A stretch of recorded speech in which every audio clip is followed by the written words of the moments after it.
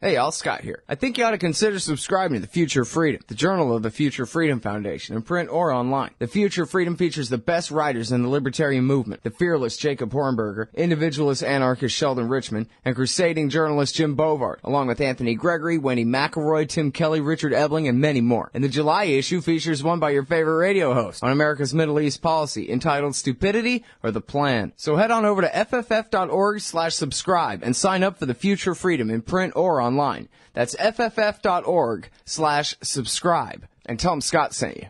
All right, you guys, welcome back to the show. I'm Scott Horton. This is my show, The Scott Horton Show. I'm live here at scotthorton.org/listen and at noagendastream.com weekdays, noon to 2 Eastern. Full interview archives at scotthorton.org, more than 2,900 of them going back to 2003 now. And also, you can follow me on Facebook, Twitter, and YouTube at /Scott Horton Show, if you want to do that. All right. So, first up, today on the show is the great Patrick Cockburn, Middle East correspondent for The Independent. That's independent.co.uk. And, of course, intrepid war reporter, author of the book Muqtada al-Sadr, The Shia Revival and the Future of Iraq. Welcome back to the show, Patrick. How are you doing? Good to be here. Could you sum up for us real quick your travels over the summer so far? Well, I just got back from Sicily, but that's a little separate from other travels. I was in Syria. Before that, I was in Kurdistan. Before that, Iraq. Before that, I can't remember. Okay, so certainly, we gotta definitely. Yeah, we'll have to definitely touch on Kurdistan. So can we start with Muqtada al-Sadr? You're the author of the book on Muqtada al-Sadr, and I guess he's widely seen as the sort of behind-the-scenes kingmaker of the Shiite alliance that rules Baghdad. What's the news with him these days? Well, they're in a strong position in Iraq. Iraq is in a rather strange place at the moment. It's kind of dysfunctional. It's kind of getting more violent. In the last month we've had 1,000 people killed mostly in bombing attacks. In most countries that'd be considered pretty close to civil war. It's the worst that we've had since 2008 in terms of civilian casualties. But people don't pay much attention.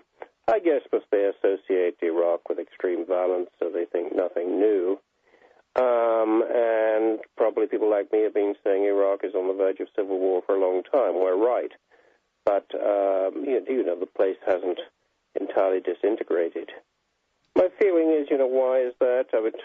Relations between Sunni and Shia are pretty bad. Why hasn't it finally disintegrated? Well, everybody feeds off the same oil revenue. That's one reason. And another reason is, although Iraq has been destabilized by Syria, and a lot of people have commented on this, it also means that the U.S. and Iran don't want to see another crisis in Iraq while the crisis in Syria is going on.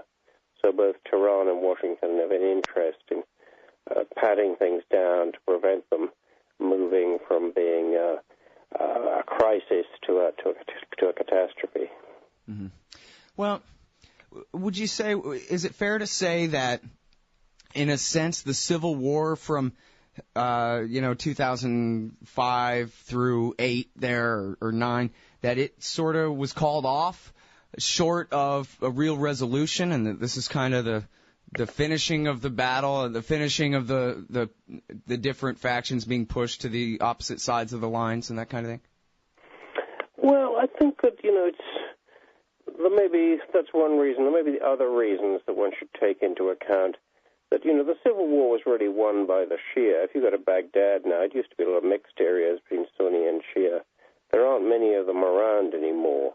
These days, the city is dominated by the Shia Arabs. It's a city of 5 or 6 million people, and it's probably 80% Shia. So the Sunni areas are mostly sort of enclaves on the west bank of the Tigris, a few on the east, and they're very much surrounded.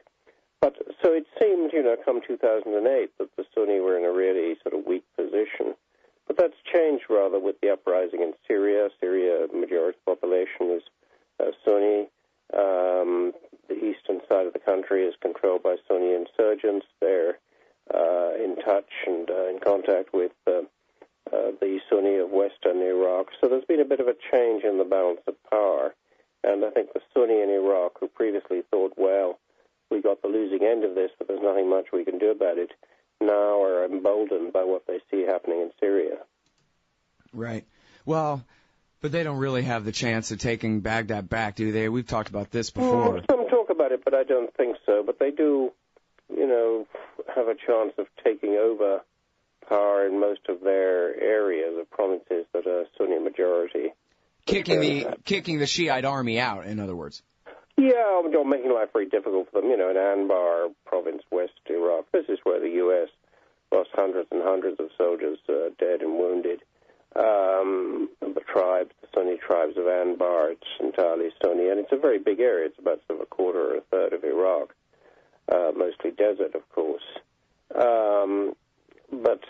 And then other provinces around Mosul, Nineveh province, and around Tikrit and sort of north and central Iraq, that government control is sort of been decreasing this year, and Sunni protests are going on. All right, now the Kurds are kind of stuck between these two wars, or this one war in the north of Iraq. They're just biding their time and waiting to see how it shakes out. Well, I think they're a bit more proactive than that. The cards have been falling for them recently. There they were for the first time. You have what is almost the first Kurdish state in northern Iraq. It's called an autonomous region, but it has a government which has more power, more money, more soldiers than many members of the UN.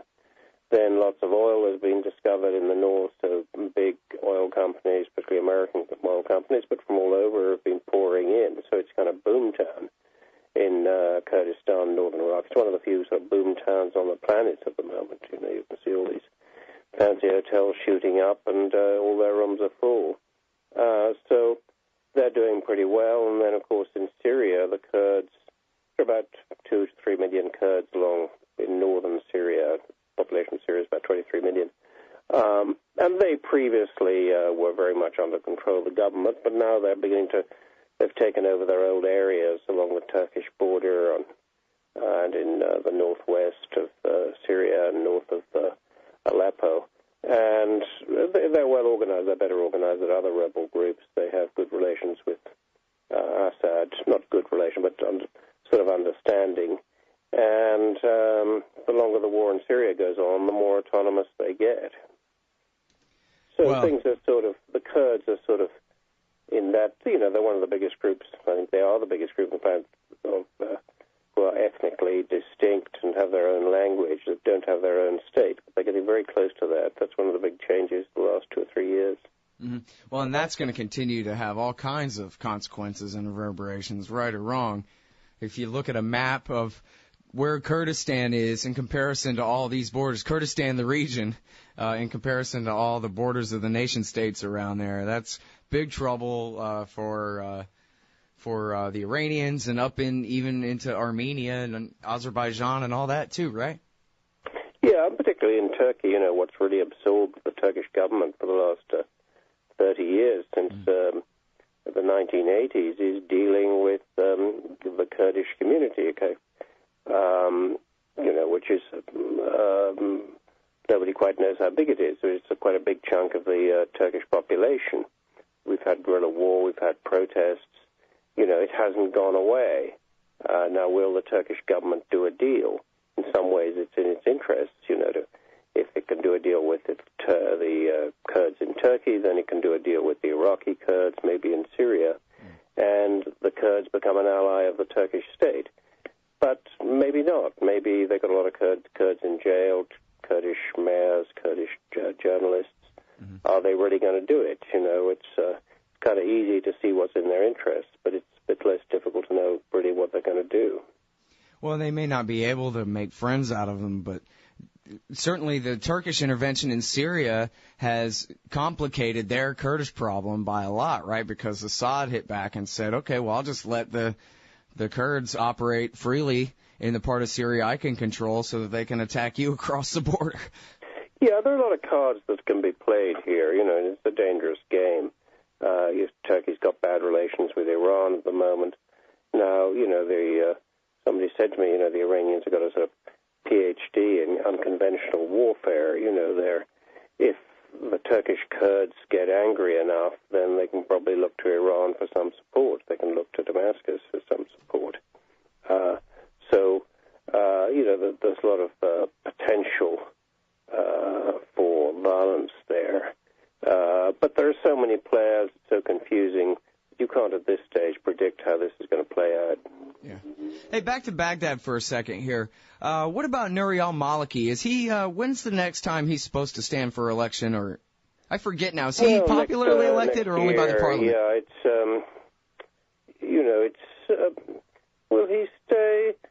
The problem, he always has what's going for him is that nobody can think for a replacement. He has lots of people who don't like him, but on the other hand, they don't like each other. The Kurds don't like him. The Americans don't like him. The Iranians sort of can live with him. The other Shia parties don't like him. The Sunni hate him, but they can't think. They don't like each other, and they can't think of a replacement.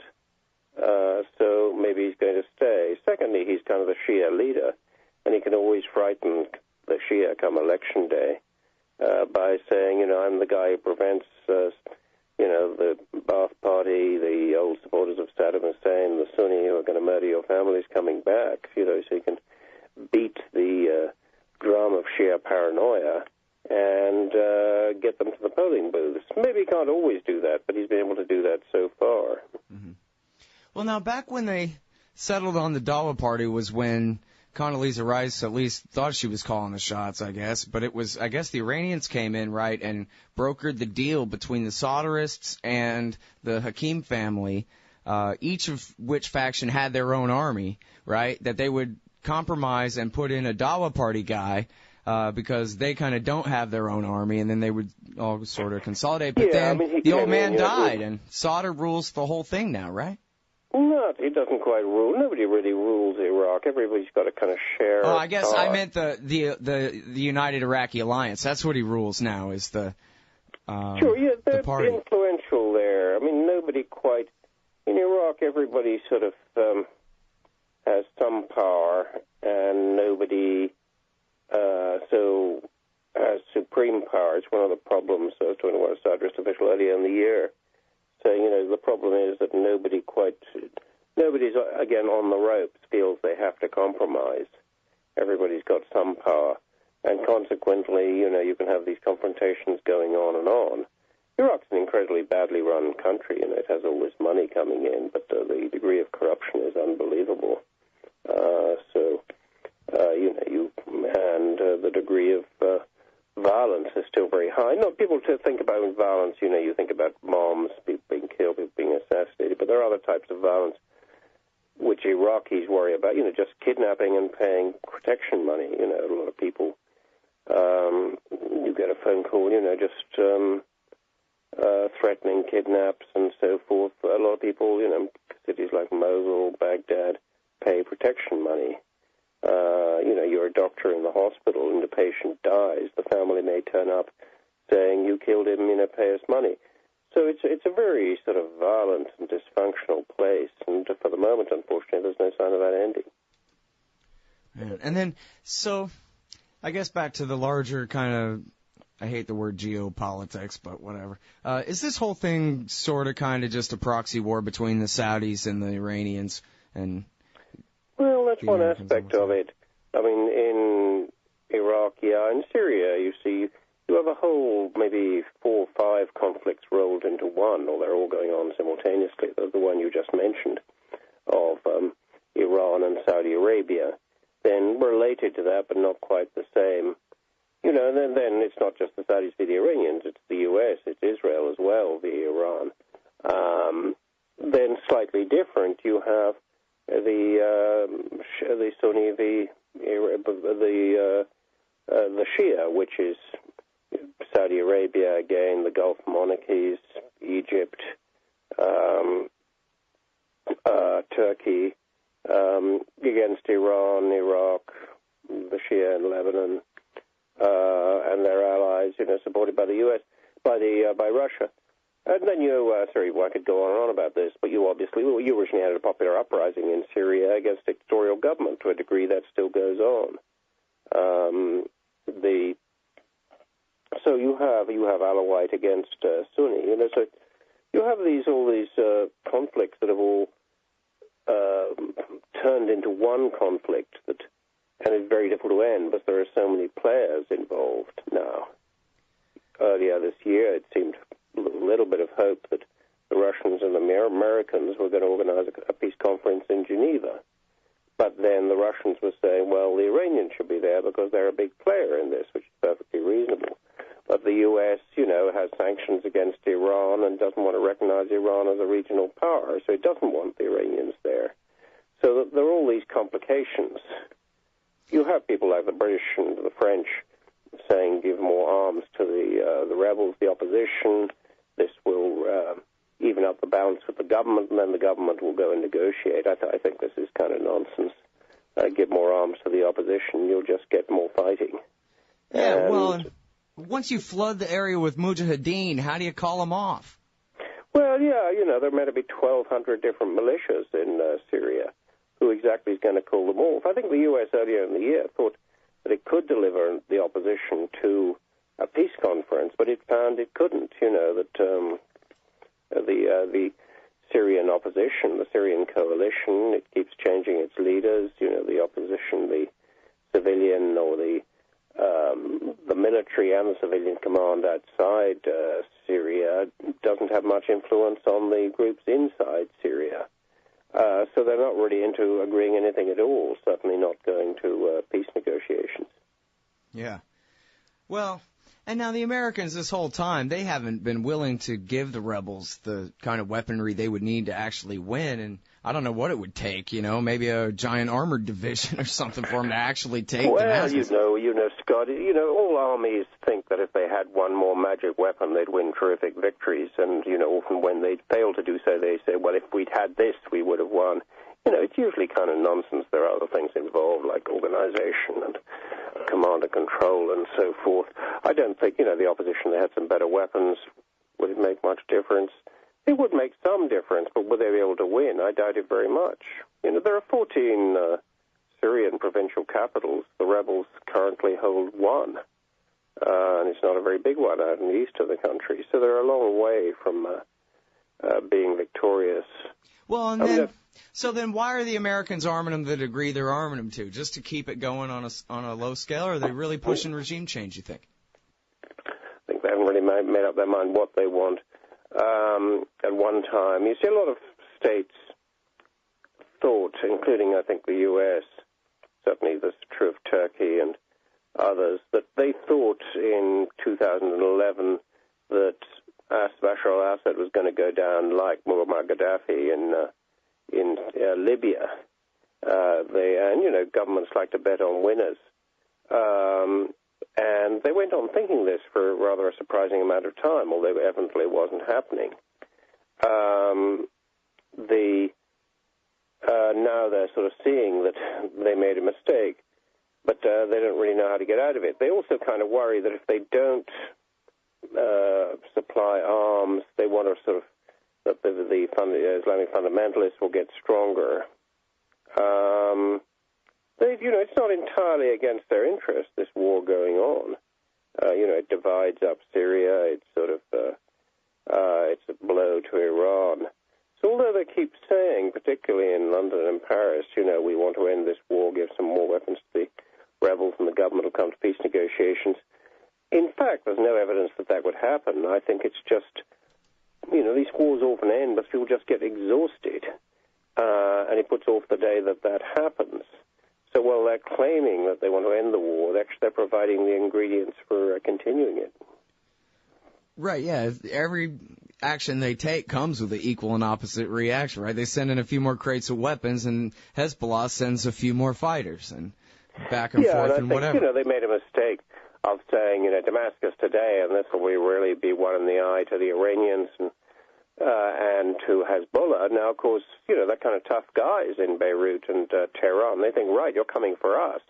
we won't wait around for you to knock out our ally in Syria. We'll fight today. We'll fight to keep the government in power. You up the ante, we'll do the same. When they were sort of talking about more intervention earlier in the year, Hezbollah suddenly intervened in Syria, and you had the battle for Qusair, which was really won by Hezbollah, and the government's been stronger ever since. Mm-hmm. So I think that you really have a situation in which the government, although the governments of the world don't know what they're going to do, and it's all sort of developed in a way they didn't expect, in that Assad is still in power, and I think it's quite likely he'll stay in power. It's very difficult for me to see who's going to knock him out of there. Well, I read this thing in Foreign Affairs, which may mean it's not credible at all. I'm not sure. But they were saying that there's this extremely influential Egyptian cleric in Qatar. I believe his name was, I don't know his name. Qadari, maybe. But anyway, that this guy was extremely influential and that he went even beyond, I forget exactly the jargon, but he went even beyond what the Ayatollahs, the Sunni imams had said during the Mujahideen war against the Russians in Afghanistan in the 80s, saying more or less it is every young, capable Muslim male's duty to go to Syria to fight in the Holy War, and that, according to the authors of this Foreign Affairs piece, this means a serious escalation in young pilgrims taking off to go and do their jihad in the near future. Guys taking, it's happening in Saudi Arabia. This guy is based in Qatar. It's happening in the UAE. It's happening in Libya. The whole business over the American ambassador being murdered in Benghazi. Why? The same groups that were doing that are also groups that are supplying men unto the rebellion in Syria. So all these things are connected. But I think that the fundamentalists within the opposition are getting stronger. They're better disciplined. More people gravitate towards them. So I think that's going to be a continuing trend. Obviously, it makes the Europeans and the Americans and the Saudis pretty nervous. But again, they don't know what to do. So I think one's kind of looking at Assad staying in power. What's uncertain, of course, is how much of Syria he controls. Will Syria break up? Mm-hmm. Has Syria already broken up? We'll see. Now, Patrick, when you mention that about Benghazi there, I just want to be clear about what it is exactly that you can report to us about what was going on there in terms of gun running and mujahideen, this and that, versus analysis of the news that you've been reading too, et cetera, like that. What exactly can you tell us about Benghazi? Well, I think I always took a rather different stance on Libya than others.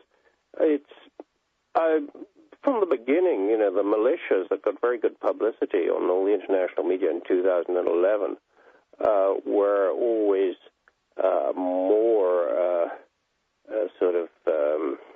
more violent, more fundamentalist, I think, than was reported.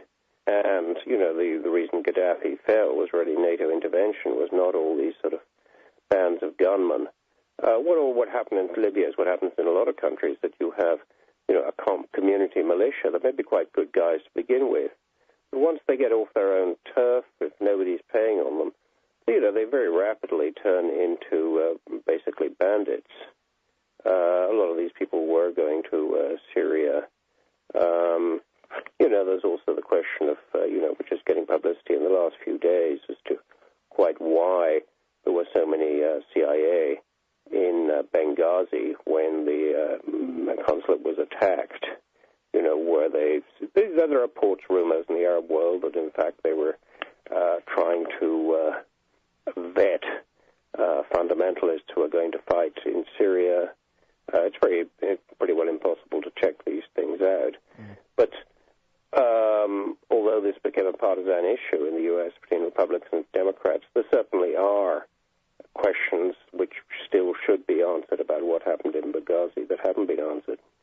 Well, there was at least that one report in the Sunday Times about a ship that had come from Libya full of guns for the rebels, and then the Muslim Brotherhood and the al-Nusra guys got into a tangle over who was going to get the guns. So that, whatever that was, that ship really existed, and something happened there, you know? Yeah, I mean, these things,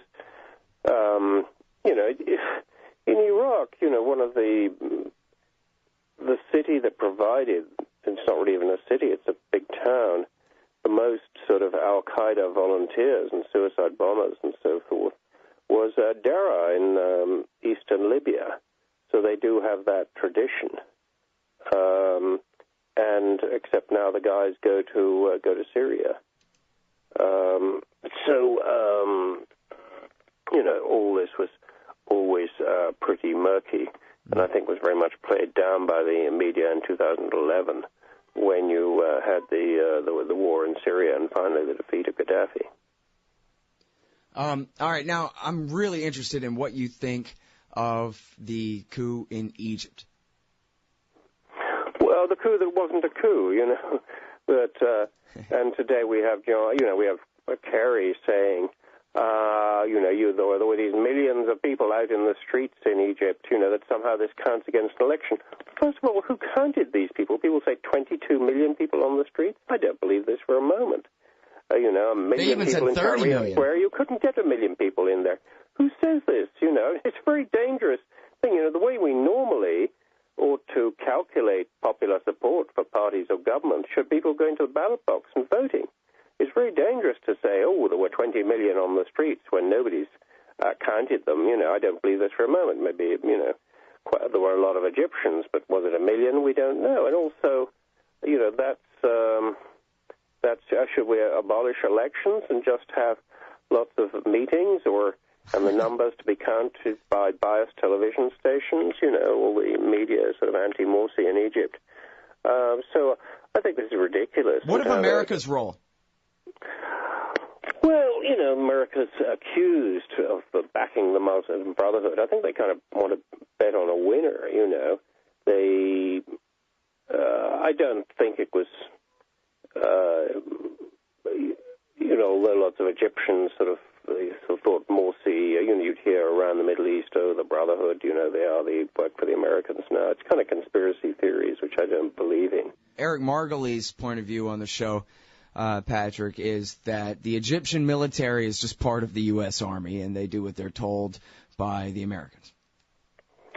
I really don't know, I just sort of doubt it. I think generally, people have proxies, but do they completely control them? They have their own interests. They have vast economic interests and so forth. They have political interests. So I don't think they're totally controlled. Did they get us a green light for this? Well, probably to a degree they did, though Morsi sort of kind of played into their hands, the hands of the army, and seems to have sort of completely exaggerated his own power. And if there was a mistake to make, he was out there making it. But even so, it's kind of depressing, I think, in Egypt to find a lot of the intelligentsia saying, no, it is not a coup. It obviously was a coup. No, everybody hates the Muslim Brotherhood. Hold on, these guys won the election. You can't just invent a lot of mass rallies and say that sort of somehow is more important than the election, although, Kerry seems to be saying the same thing. I think what's going to happen now, pretty well impossible to say, I think. Are we just going to go back to the Mubarak era, that the Egyptian deep state, and not just the deep state, but the state you can see in front of you is just going to come back and remain a sort of parasite in Egypt, misruling the country, as it's been doing for, literally hundreds of years. So it's a really depressing prospect, I think. Well, now, it seems like you got a lot of people on both sides, and the lines are all hardening, and people are calling each other enemy instead of fellow countrymen who I politely disagree with, and that kind of thing. And yet, on the other hand, Can you tell us, compared to, say, with Iraq, for example, the Egyptians, they're not all armed, right? There's not, the Muslim Brotherhood can't snap their fingers and form a militia no matter how many men they have, because they just don't have the rifles. Am I right about that? Yeah, I mean, the Egyptians are not armed to the degree to which Iraqis and to a lesser degree Syrians are armed.